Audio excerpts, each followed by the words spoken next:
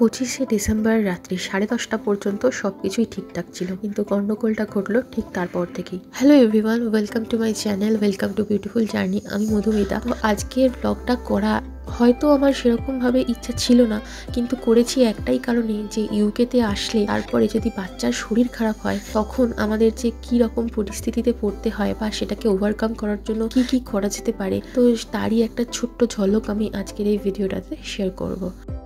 25 তারিখ রাত্রিবেলায় রিও যতটুকু খায় সেরকম ডিনার করেছে 10:30 নাগাদ। তবে খুব একটা জোর করলেও খেতে চাইছিল না বলে আর সেরকম ভাবে জোর করিনি। খাওয়া দাওয়া করে হাত মুখ ধুতে যাচ্ছে, হঠাৎ করেই একটা কাশলো আর দুপুর থেকে যা যা খেয়েছিল সবকিছু তুলে দিল। বুঝতেই পারলাম না যে কেন এতটা ইনডাইজেশন হয়ে গেছে ওর। তার সাথে রয়েছে প্রচন্ড অ্যাসিডিটি। তো আমরা ভাবলাম যে হয়তো সর্দি করেছে সেই কারণের জন্য। তাই রাত্রিবেলাতেই আমি আর মনোজিৎ মিলে ডিসাইড করলাম যে সকাল হলেই ওকে একবার নিয়ে আমাদের জিপিতে চলে যাব দেখাতে। সকালবেলায় ঘুম থেকে উঠে আবার বমি করলো। পেটে সেরকম কিছুই নেই, কারণ রাত্রিবেলায় বমি হয়ে যাবার পরে ও আর কিছুই খেতে চায়নি। তো দুবার পরপর বমি করার জন্য আর পেটে কোনো খাবার না থাকার জন্য ওর কিন্তু শরীরে প্রচন্ড দুর্বলতা দেখা যায় আর কিরকম একটা নিস্তেজ হয়ে যাচ্ছিল। তো আমরা তারপর খেয়াল পড়লো আজকে 26 তারিখ, এখানে জিপি তো বন্ধ। তাই আমরা চট জলদি আমারই এক বন্ধুকে ফোন করলাম। ওর মেয়েও কিছুদিন আগে যখন শরীর খারাপ করে তখন এই হসপিটালেই নিয়ে এসেছিল। তাই আমরা ওর কাছ থেকে ঠিকানাটা প্রপারলি জেনে নিয়ে উবের বুক করে চলে এসেছি হসপিটালে। হসপিটালটার নাম হচ্ছে রয়্যাল ম্যানচেস্টার চিলড্রেন হসপিটাল। আর আমরা এসেছি A&E ডিপার্টমেন্টে, মানে অ্যাক্সিডেন্ট অ্যান্ড এমার্জেন্সি ডিপার্টমেন্ট যেটা রয়েছে সেখানে। কারণ এখানে এলেই কিন্তু তোমার ট্রিটমেন্টটা চট জলদি হবে। যদি ম্যানচেস্টারের কাছাকাছি থাকো, এমন কারোর কোনো অসুবিধা হয় বাচ্চা, তখন royal Manchester children hospital A&E এই কথাটা লিখে সার্চ করলে এক্স্যাক্ট যে লোকেশনটা দেখাবে সেখানেই কিন্তু চলে আসতে হবে। তো এটা আমাদের বাড়ি থেকে খুব একটা দূরে নয়, গাড়ি করে ওই 15 মিনিট মতো লাগে। তো ঝটপট করে আমরা এখন ওখানে চলে এসেছি ভেতরে। মনোজিৎ রিসেপশনে ওর প্রবলেমটা বলে, তখন 10 মিনিট মতো আমাদের ওয়েট করতে হয়। তারপরেই যিনি নার্স ছিলেন আমাদেরকে ডাকে। রিওর হিস্ট্রি এবং কিছু ফিজিক্যাল এক্সামিনেশন করার পরে ওর ব্লাড গ্লুকোজ লেভেলটা একবার টেস্ট করে। তখনই দেখা যায় যে ওর গ্লুকোজ লেভেল অনেকটাই কমে গেছে।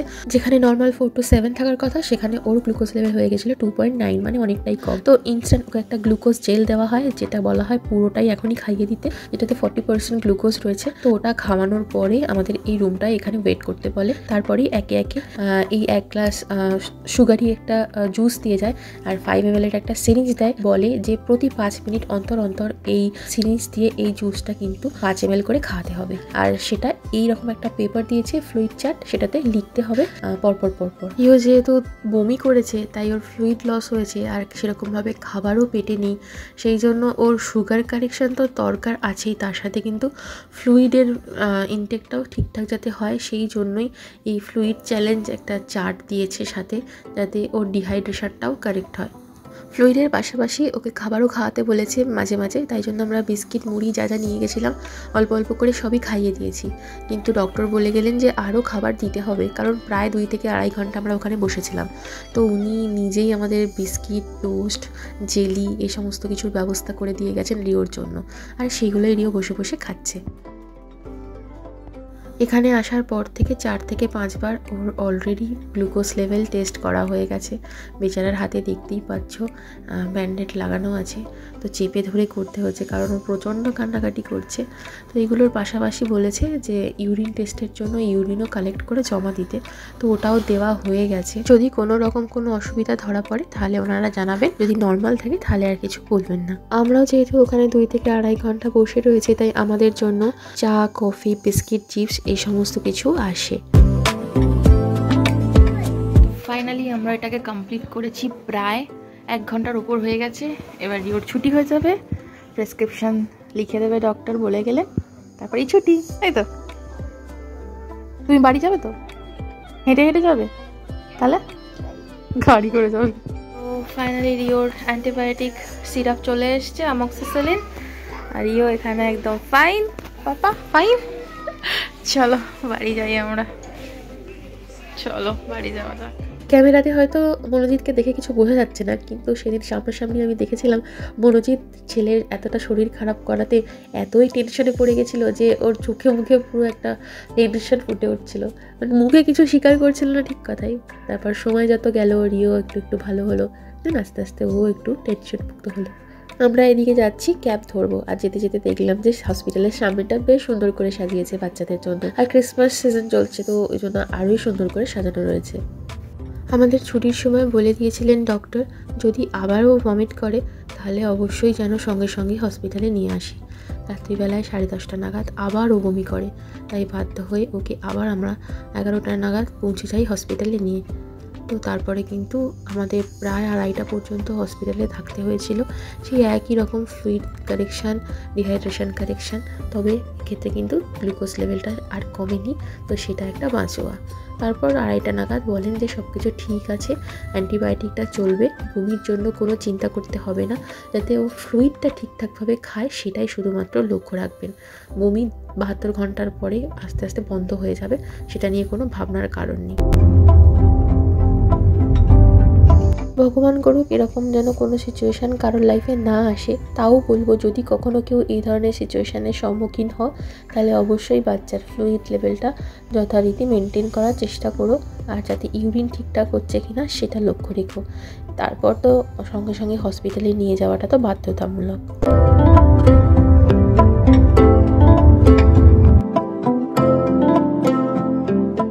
26 তারিখের পরে আর সেরকম কোনো ভিডিও আমি করিনি। আজকে 30 তারিখ, 30শে ডিসেম্বর। ঘড়ির কাঁটায় এখন বাজছে সকাল 11টা। টেম্পারেচার এতটাই কম থাকছে যে বারান্দায় আসাই হয় না, সবাই ঠান্ডা লাগিয়ে বসে আছি আমরা। তবে আজকে টেম্পারেচারটা একটু বেশি, তবে এত ভালো রোদ উঠেছে, মেঘলা আকাশ নেই, পরিষ্কার আকাশ। আজকে রাতের দিকে মনে হচ্ছে বেশ ভালো ঠান্ডা পড়বে। দেখো আকাশটা পরিষ্কার বলে দূরের ওই পাহাড়টা পর্যন্ত আজকে দেখা যাচ্ছে। সত্যি এরকম দিন মাঝে মাঝে দেখতে পাওয়াটাও কিন্তু সৌভাগ্যের ব্যাপার আমাদের কাছে ভীষণ।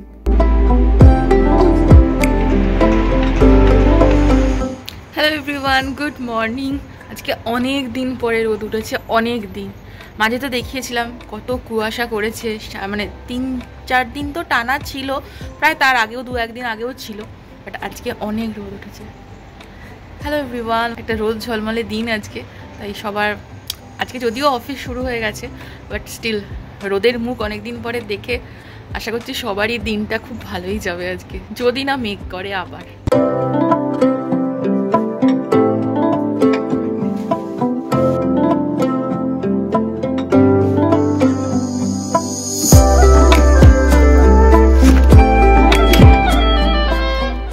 যদিও এখানে পোষ্যদেরকে নিয়ে বাইরে বেরোনা প্রতিদিন বাধ্যতামূলক, তবে আজকে কিন্তু রোদ বেরিয়েছে দেখে সবাই কিন্তু কাজ ফেলে আগে ওদেরকে নিয়ে ঘুরতে বেরিয়েছে।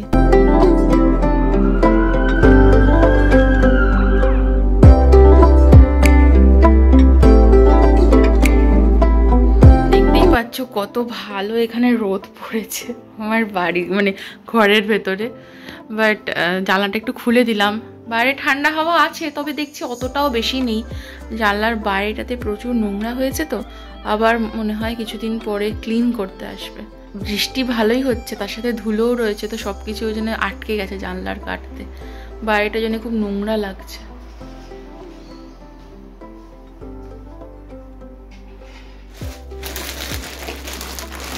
এই মাত্র তেমু থেকে কিছু প্রোডাক্ট ডেলিভারি হয়েছে, তো চলো তোমাদের সাথে শেয়ার করছি আজকে তেমু হল কি কি জিনিস আমরা অর্ডার করেছিলাম।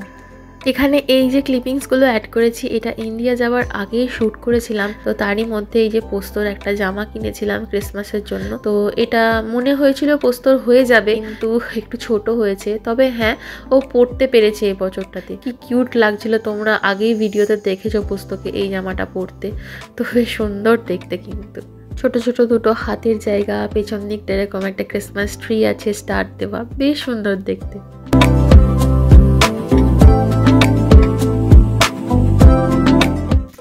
আর নিয়েছি এরকম একটা কলার, এটা চিকুর জন্য, পোস্তর জন্য, দুজনের জন্যই নেওয়া হয়েছে দুটো। ওই যে নীল একটা, সবুজ একটা। অ্যাকচুয়ালি এটা নেওয়া হয়েছে কারণ এটা রাত্রিবেলায় কিন্তু জ্বলে, তো সেই জন্য এটা LED কলার এরকম কিছু লেখা ছিল, তো এই দুটো নেওয়া হয়েছে দুজনের জন্য। আর নেওয়া হয়েছে এরকম একটা অয়েল স্প্রে বটল, যেটা এই যে হ্যান্ড প্রেস করলে এখানটা দিয়ে অয়েল স্প্রে করা যাবে, যাতে কম তেলে পরোটা বা ধরো কোনো কিছু চিকেন গ্রিল করছি তখন স্প্রে করার জন্য এটা নেওয়া হয়েছে। আর নিয়েছি ক্রিসমাস উইন্ডো স্টিকার, যেটা উইন্ডোতে স্টিক করা যাবে। এই যে স্টার, স্নোফ্লেক্স, স্যান্টা, বিভিন্ন ধরনের রেনডিয়ার সব কিছুই রয়েছে। বুঝতেই পারছো ক্রিসমাসের আগে যেহেতু শ্যুট করেছিলাম, তো ক্রিসমাসেরও কিছু জিনিস আমি টেম্পো থেকে আনিয়েছিলাম, যার মধ্যে ছিল এই উইন্ডো স্টিকারগুলো। আর নেওয়া হয়েছে একটা শাওয়ার কার্টেন, বাথরুমে লাগানোর জন্য। আর নেওয়া হয়েছে এরকম একটা ধূপদানি, আর তার সাথে রয়েছে এই ধূপটা। প্রথমে ধূপদানিটা দেখাই, এই যে। তো এটার উপরে এই ধূপটা জ্বালিয়ে দিয়ে রেখে দিয়ে এটাকে চাপা দিয়ে দিতে হবে, তাহলে এখান থেকে ধূপের গন্ধটা ছড়াবে। তো এইটা একটা নিয়েছি, কি সুন্দর দেখতে, ছোট্ট একটা কেটলির মতো। এই যে হোম ডেকারও খুব ভালো লাগবে এটা কিন্তু। আর তার সাথে এই যে এরকম ছোট ছোট ছোট ছোট ধূপ আছে, কয়েলের মতো, ঠিক আছে, ভীষণ ছোট্ট ছোট্ট। আর নিয়েছি এখানে কিছু স্নোফ্লেক্স। এগুলো হচ্ছে তোমার এই ফ্লুরোসেন্ট স্নোফ্লেক্সের কিছু স্টিকার। এগুলো হচ্ছে যেরকম আমাদের ছোটোবেলায় আমরা দেওয়ালে লাগাতাম না, অন্ধকার ঘরে জ্বলে উঠতো লাইট অফ করলে, তো সেরকমই কিছু জিনিস। আর নেওয়া হয়েছে কিছু হানি ডিজলার। তো মানে মধুর মধ্যে এটা ডুবিয়ে উপর উঠিয়ে নিয়ে আর যে কোনো খাবারে হানিটা স্প্রেড করার জন্য বা ডিজেল করার জন্য এগুলো। তো অনেক কটা আছে, 10টা রয়েছে। আর নিয়েছি একটা এরকম ব্ল্যাক কালারের স্পুন রেস্ট। এই যে রান্না করার সময় হাতা খুন্তি রাখা যাবে এটার উপরে। আমার স্টিলের আছে ইন্ডিয়াতে, কিন্তু এখানে ছিল না, তো এটা সিলিকনের একটা নিয়েছি। আর নিয়েছি কিছু হেয়ার ব্যান্ড বা ওই কার্ডার বলতে পারো। এই যে দেখো এরকম, এতে মনে হয় কটা রয়েছে, 6টা রয়েছে। আর নিয়েছি নেল পলিশ রিমুভার পেন। সাইডে যখন আমাদের নেল পলিশ করতে গেলে লেগে যায় না, তো ওই সাইডগুলোকে মোছার জন্য তো এরকম একটা পেন নিয়েছি। এই যে জাস্ট এরকম করে মুছে দিলেই মুছে যাবে। 3টে রিফিলও দিয়েছি, এই যে পেছন দিকে রাখা আছে। এই যে 2টো নিয়েছি। আর নিয়েছি একটা মাল্টি ফাংশনাল সিজার। চিকেন কাটা, ফিশ কাটার জন্য ভীষণ ভালো, আমি একটা ব্যবহার করি, সিলেটের এটা। আর এটা দিয়ে তুমি আখরোটের মানে এটাও ভাঙতে পারবে, খোলাটাও ভাঙতে পারবে। তো এটা বন্ধ আছে, যাই হোক। তো এটা একটা নিয়েছি একটা এরকম আর্টিফিশিয়াল প্ল্যান্টার উইথ প্ল্যান্ট। কিছুই নেই, জাস্ট এমনি বসানো রয়েছে, এটাকে খোলাও যায় বোধ হয়। এই যে এরকম একটা কাপের মতো জিনিস আছে যার মধ্যে এটা লাগানো রয়েছে। আর এটা এরকম চেপে দিলে মুড়ে যায়, আর এরকম এগুলোকে খুলে দিতে হবে যাতে করে একটু স্প্রেড হয়ে যায়। তো এটা একটা নিয়েছি। আর নিয়েছি এরকম একটা ইয়ারবাড ডিসপেন্সার। তো ইয়ারবাডগুলোকে এর ভেতরে রেখে দিলেই এখান থেকে তুমি সহজেই নিতে পারবে। একটা ঢাকনা দেওয়া আছে, উডেন লিড, এরকম দেখতে। তো এই যে শাওয়ার কার্টেনটা লাগিয়ে দেওয়া হয়েছে এখানটায়, যে জলটা ছিটকাতো এই জায়গাটা থেকে আর জলটা ছিটকে বাইরে আসে না, সেই জন্যই এটা লাগানো হয়েছে।